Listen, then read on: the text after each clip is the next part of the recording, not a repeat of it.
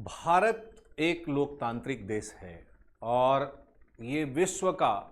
सबसे बड़े लोकतांत्रिक देश का खिताब रखता है। भारत एक ऐसा लोकतांत्रिक देश है जहां 3 खंभों पर खड़ा लोकतंत्र पूर्ण रूपेण विकसित होकर आज विश्व को अपने लोकतांत्रिक व्यवस्था के विषय में न केवल बता रहा है बल्कि टीच कर रहा है कि कैसे सुचारू रूप से लोकतंत्रात्मक व्यवस्था चल सकती है। भारत एक ऐसा देश है जो 3 खंभों पर खड़ा अपनी संपूर्णता के साथ सारी गतिविधियां आगे बढ़ा रहा है, जहां विधायिका कानूनों का निर्माण करती है, न्यायपालिका कानूनों का परीक्षण करती है कि कानून सही है या गलत, वहीं कार्यपालिका कानूनों को लागू करती है और लागू करने में हो रही परेशानियों से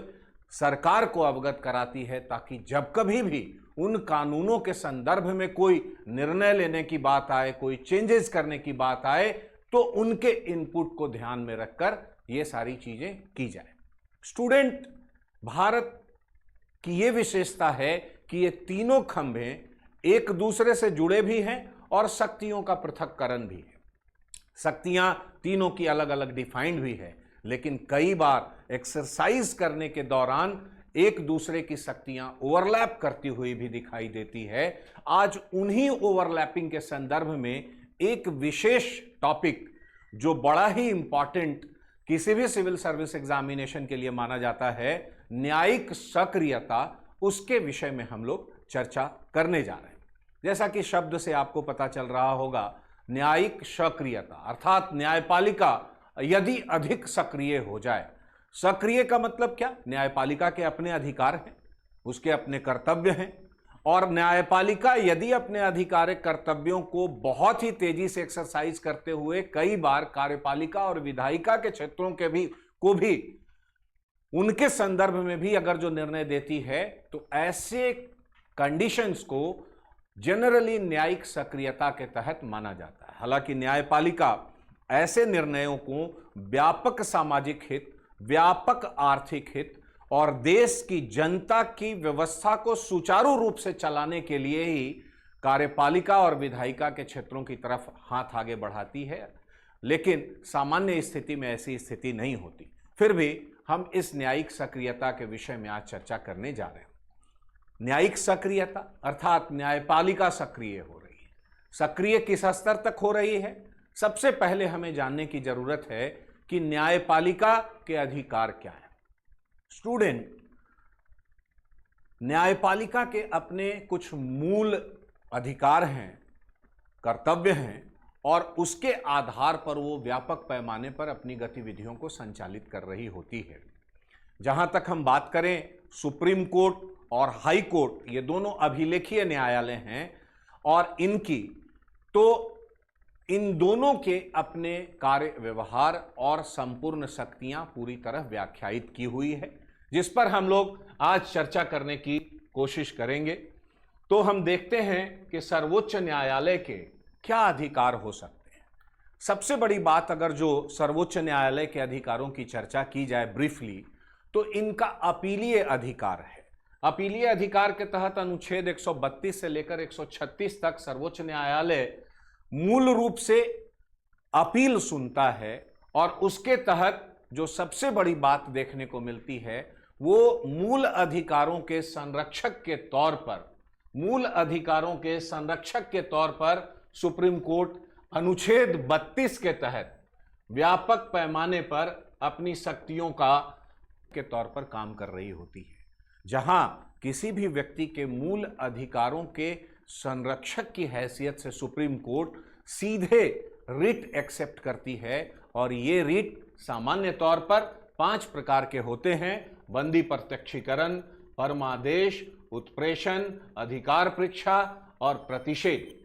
तीसरी बात अगर जो करें तो सुप्रीम कोर्ट सलाहकार की भूमिका में होता है। इसके तहत संविधान के अनुच्छेद 143 के तहत राष्ट्रपति सर्वोच्च न्यायालय से किसी भी कानूनी या संवैधानिक पहलू पर राय लेता है। राय सुप्रीम कोर्ट देती है, लेकिन यह राय बाध्यकारी नहीं होता, अर्थात इसको माना भी जा सकता है, नहीं भी माना जा सकता है। चौथी बात करें तो हमें दिखाई देता है स्पेशल लीव पिटीशन, एसएलपी जिसे हम कहते हैं। अनुच्छेद 136 के तहत supreme court special leave petition accept करती है, जिसमें किसी भी प्रकार की स्पेशल लीव पिटीशन को एक्सेप्ट करने का सुप्रीम कोर्ट को पावर है और वो अपने इस पावर को एक्सरसाइज कर रही होती है।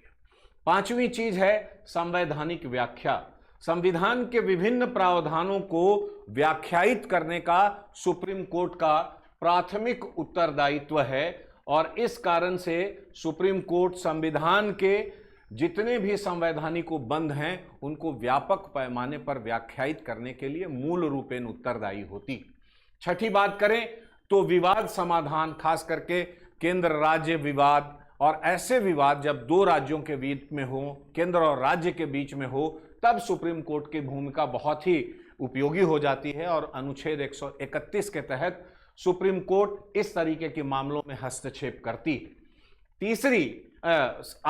सातवीं जो है वो है संविधान संशोधन की समीक्षा। सुप्रीम कोर्ट संविधान के संशोधन को भी समीक्षा कर सकती है कि क्या ये संविधान के मूल ढांचा या मूल अवधारणा के अनुकूल संशोधित हुआ है कि नहीं हुआ है। और सबसे अंत आठवीं, जो कुछ खास करके आप कह सकते हैं कि 1980-90 के दशक में विकसित हुई, वो है पीआईएल के जनक के रूप में भारत में PN Bhagwati, justice PN Bhagwati को माना जाता है। और ये ऐसे मामले थे जो व्यापक जनहित, पब्लिक इंटरेस्ट लिटिगेशन, व्यापक जनहित के ऐसे मुद्दे जिस पर ना तो सरकार और न ही कार्यपालिका कोई निर्णय ले पा रही है या एग्जीक्यूट कर पा रही है, ऐसे मुद्दों को डायरेक्ट सुप्रीम कोर्ट अपने अधीन लेकर, अपने पास लेकर और सुनती है और उस पर निर्णय देती है। और यहीं से, इसी पीआईएल से जन्म होता है आपको खास करके इस न्यायिक सक्रियता का, जो कि आपने व्यापक पैमाने पर सुना होगा। सुप्रीम कोर्ट ने समय समय पर, खास करके आप अगर जो देखें तो शुरुआत के दौर में सुप्रीम कोर्ट बहुत ज़्यादा एक्टिव नहीं दिखाई दे रही थी संविधान के मूल ढांचे और तमाम सारी चीज़ों में के संदर्भ में, लेकिन 70 के दशक में बड़ी तेज़ी से ये सारी चीज़ें आई और हर चीज़ को उन्होंने ऑब्जर्व करना शुरू किया और कई फैसले में सुप्रीम कोर्ट ने बड़े व्यापक पैमाने पर संविधान के मूल ढांचे, उनको संशोधित करने की शक्तियाँ, सुप्रीम कोर्ट का अधीक्षण अधिकार और इन तमाम सारी चीज़ों को व्याख्यायित किया, जिसमें यदि आप देखेंगे तो 1967 का गोलकनाथ बनाम पंजाब राज्य का फैसला बड़ा ही महत्वपूर्ण माना जाता है, जिसमें मौलिक अधिकारों के संशोधन के संदर्भ में फैसला दिया था सुप्रीम कोर्ट ने और कहा था कि मौलिक अधिकारों का संशोधन नहीं किया जा सकता, एक सीमा तक ही हो सकता है और उसको 9वीं अनुसूची में भी हम डालकर नहीं रख सकते, इस तरीके की बात। इसके बाद 73 में केशवानंद भारती बनाम केरल राज्य में भी सुप्रीम कोर्ट ने संविधान के मूल संरचना के विषय में व्यापक पैमाने पर बताया और कहा कि संविधान का मूल संरचना और मूल ढांचा बदला नहीं जा सकता और उसकी समीक्षा सुप्रीम कोर्ट करेगा। एमसी मेहता बनाम भारत संघ 86 में, इसमें पर्यावरण संरक्षण के महत्वपूर्ण पहलू पर सुप्रीम कोर्ट ने व्यापक पैमाने पर अपने निर्णय दिए। विशाखा बनाम राजस्थान राज्य में सुप्रीम कोर्ट ने कार्यस्थल पर महिलाओं के यौन उत्पीड़न के संदर्भ में व्यापक पैमाने पर फैसला दिया। शाहबानो केस में सुप्रीम कोर्ट ने मुस्लिम महिलाओं के अधिकारों की रक्षा के संदर्भ में फैसला दिया और अंततः आईआर कोहली बनाम तमिलनाडु राज्य जो 2007 में हुआ, इसमें सुप्रीम कोर्ट ने तो यहां तक कह दिया कि 9वीं अनुसूची में यदि कोई विषय है तो सुप्रीम कोर्ट उसको भी न्यायिक पुनरीक्षण उसका भी वो कर सकता है। अब बात उठती है ये 9वीं अनुसूची क्या है। 9वीं अनुसूची की शुरुआत अगर जो आप देखें तो 1951 से होती हुई शुरुआत दिखाई देती है, जहां पर एक ऐसा पॉकेट बनाया गया पहले संविधान संशोधन के द्वारा, जिसमें कि खास करके भूमि संबंधित अधिकार जो मूल अधिकार के रूप में थे, उनके संदर्भ में बहुत विरोधाभास की स्थिति हो जा रही थी। सरकार को विकासात्मक गतिविधियां चलानी थी, भूमि अधिग्रहण नहीं कर पा रहे थे। तो ऐसी स्थिति को देखते हुए पहले संविधान संशोधन 1951 में भारत की सरकार ने 9वीं अनुसूची में ऐसे विषयों को डालना प्रारंभ किया और कहा कि 9वीं अनुसूची के विषय सुप्रीम कोर्ट के द्वारा न्यायिक पुनरीक्षण के दायरे से बाहर रहेगा। शुरुआत में इसमें 13 मामलों को डाला गया, बाद के कालखंड में यह बढ़ते बढ़ते सैकड़ों मामले चले गए। लेकिन इस मामले में आईआर कोहली बनाम तमिलनाडु राज्य के मामले में सुप्रीम कोर्ट ने साफ साफ शब्दों में कहा